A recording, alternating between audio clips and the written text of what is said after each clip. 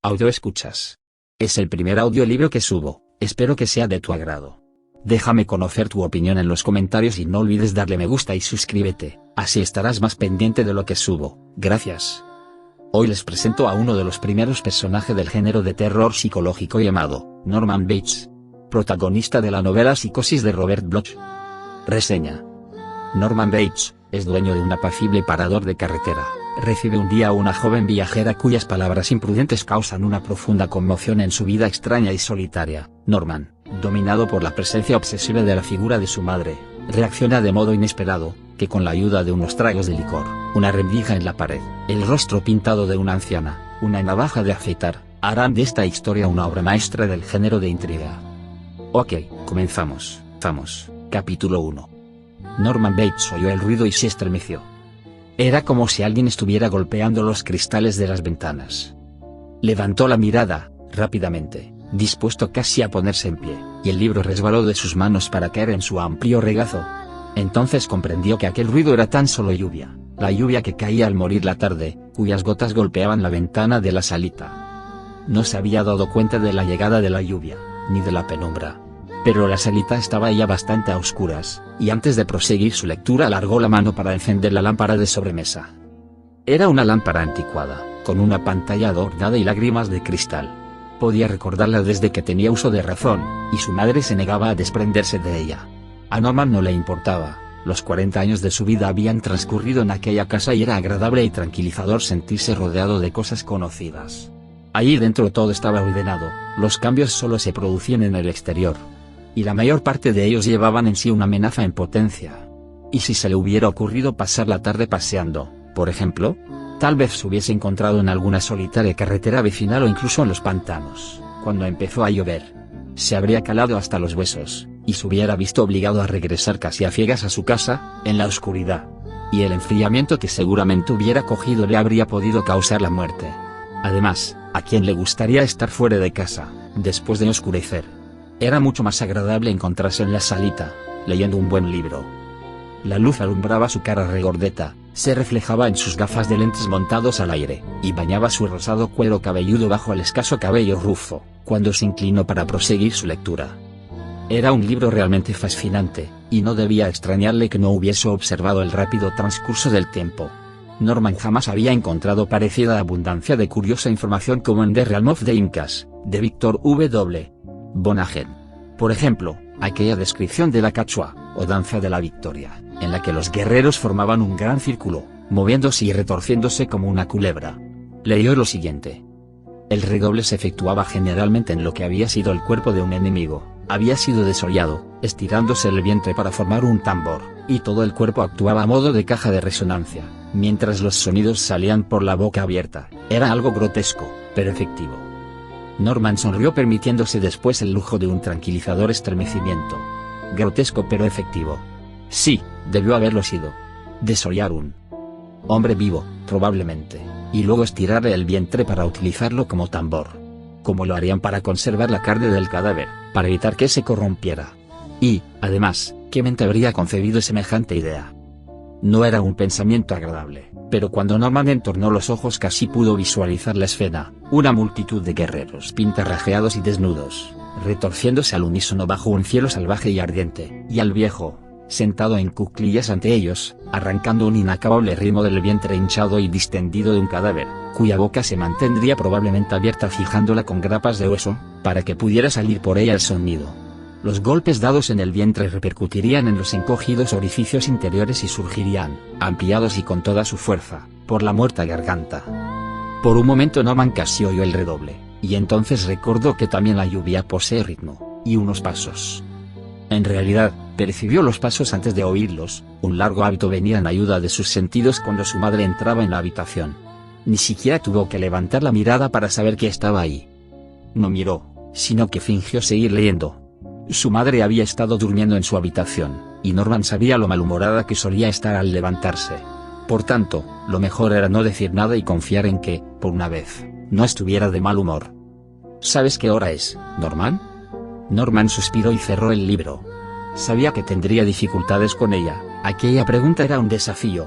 Había tenido que pasar frente al reloj del vestíbulo para ir a la salita y pudo ver fácilmente la hora. pero no lograría nada discutiendo. Norman consultó su reloj de pulsera y sonrió. Las 5 dadas, repuso. No sabía que fuera tan tarde. Estaba leyendo. ¿Crees que no tengo ojos? Ya veo lo que has estado haciendo. Se acercó a la ventana y miró afuera, a la lluvia. Y también veo lo que no has hecho. ¿Por qué no encendiste el rótulo al oscurecer? ¿Y por qué no estás en el despacho, como debieras? Empezó a llover muy fuerte y no creí que hubiera tránsito con este tiempo. Con ese tiempo es más probable tener huéspedes. A mucha gente no le gusta viajar cuando llueve. Pero si nadie viaja ya por esta carretera, todo el mundo utiliza la nueva. Norman advirtió la amargura de su propia voz, le pareció sentirla en la garganta e intentó contenerla, pero por fin tuvo que librarse de ella. Ya te dije lo que sucedería, cuando nos dijeron confidencialmente que cambiaban el trazado de la carretera principal. Entonces hubieras podido vender el parador, antes de que la noticia fuera de dominio público. Hubiésemos podido comprar tierras a buen precio junto al nuevo trazado, y estaríamos también más cerca de Firevale. Ahora podríamos tener un nuevo parador, una casa nueva y dinero. Pero no quisiste hacerme caso. Nunca prestas atención a lo que te digo. Siempre ha de ser lo que tú quieres y lo que tú piensas. Me enfermas. Sí, muchacho. La voz de su madre era falsamente suave. Norman no se dejó engañar. Tenía 40 años y le llamaba muchacho, y además le trataba como a tal y eso empeoraba las cosas. Si al menos no tuviera que escucharla. Pero tenía que hacerlo, sabía que no podía rebelarse, que siempre tendría que escucharla. Sí, muchacho, repitió aún con mayor dulzura. Te enfermo. No, muchacho, no soy yo quien te enferma, sino tú mismo. Y ese es el verdadero motivo de que estés aún aquí, junto a una carretera secundaria. Nunca tuviste valor, muchacho. Nunca tuviste el valor de marchar de casa, de buscarte un trabajo o alistarte en el ejército o echarte novia. No me hubieses dejado. Eso es, Norman. No te hubiese dejado. Pero si tú hubieras sido un hombre de verdad, habrías hecho tu voluntad. Norman quería gritarle que estaba equivocada, pero no pudo, porque las cosas que ella decía eran las mismas que él se había dicho, una y otra vez, en el transcurso de los años. Era cierto. Ella siempre le había dictado lo que tenía que hacer, pero eso no significaba que tuviera siempre que obedecer. Las madres son a veces demasiado dominantes, pero no todos los hijos aceptan ese dominio. Había habido otras viudas, otros hijos únicos, pero entre todos ellos no habían existido semejantes relaciones. En realidad, también él tenía parte de culpa, porque carecía de arrestos. Podías haber insistido, decía ella. Pudiste haber encontrado un nuevo lugar para nosotros y vender el parador. Pero te limitas a gemir. Y yo sé por qué. Nunca has podido engañarme. No lo hiciste porque, en realidad, no querías moverte de aquí. No querías abandonar este lugar, y nunca lo dejarás. No puedes hacerlo, del mismo modo que no puedes crecer. No podía mirar a su madre, sobre todo cuando decía cosas semejantes. Y tampoco podía mirar a ninguna otra parte. De repente, la lámpara de sobremesa, todos los objetos de la habitación, tan familiares, le fueron odiosos, simplemente debido a su larga familiaridad con ellos.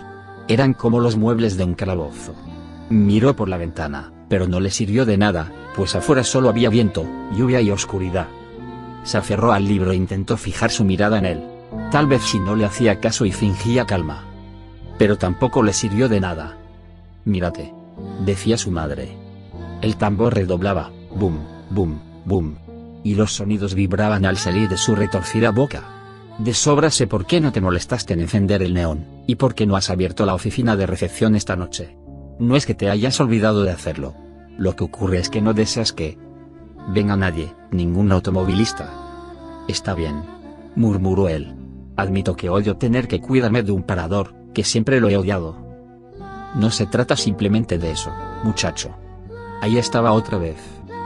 Muchacho, muchacho, muchacho, sonando sordamente, como si saliera de la boca de la muerte. Odias a la gente, y la odias porque la temes, ¿no es cierto? Siempre te ha asustado, desde que eras niño. Prefieres acomodarte en un sillón y leer.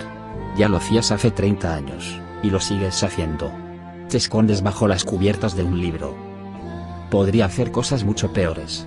Tú misma me lo has dicho siempre. Al menos, jamás me he metido en ningún lío. ¿No es preferible que eduque mi mente? ¿Que eduques tu mente? Va. Norman sentía su presencia detrás de él, sabía que lo miraba fijamente. ¿Y a eso llamas educar tu mente?, prosiguió ella. Es inútil que intentes engañarme. Nunca has podido hacerlo. No es como si leyeras la Biblia. Sé lo que lees. Basura. Algo peor que la basura. Es una historia de la civilización de los incas. Y apuesto a que está llena de cosas maliciosas acerca de esos sucios salvajes, como aquel libro que tenía sobre los mares del sur. Creías que ignoraba la existencia de ese libro, ¿eh? Lo escondías en tu habitación, como los otros. ¿Cómo ocultas todas las porquerías que lees? La psicología no es ninguna porquería, madre. Lo llamas psicología. Mucho sabes tú de psicología. Nunca olvidaré aquel día en que me hablaste tan suciamente. Pensar que un hijo puede acercarse a su madre para decirle semejantes cosas. Solo intentaba explicarte algo. Es lo que se llama el complejo de Edipo, y pensé que si tú y yo podíamos hablar sensata y razonablemente de ese problema e intentábamos comprenderlo, tal vez las cosas mejoraran. ¿Mejorar, muchacho? Nada tiene que cambiar ni mejorar. Puedes leer todos los libros que quieras. Seguirás siendo el mismo, a pesar de ello. No necesito escuchar una sarta de obscenas sandeces para saber lo que eres. Incluso un niño de 8 años podría comprenderlo. En realidad, todos tus compañeros de juego lo comprendieron, cuando eras niño. Eras un niño pegado siempre a las faldas de su madre. Lo eras entonces, lo eres ahora y lo serás siempre.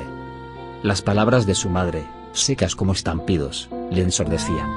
Se le atragantaron las viles palabras que le subían a la boca, y se dijo que un instante después lloraría.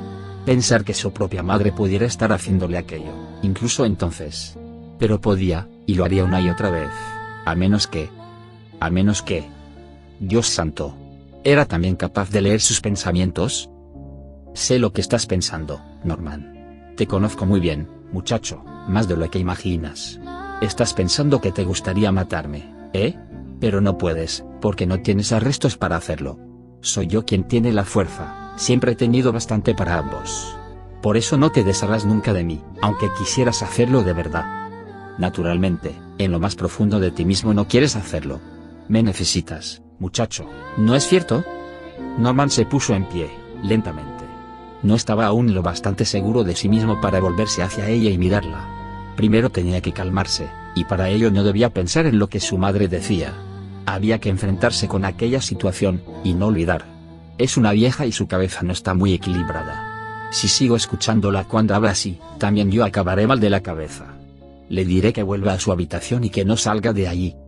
Será preferible que se vaya rápidamente, pues, de lo contrario, la estrangularé con su propio cordón de plata.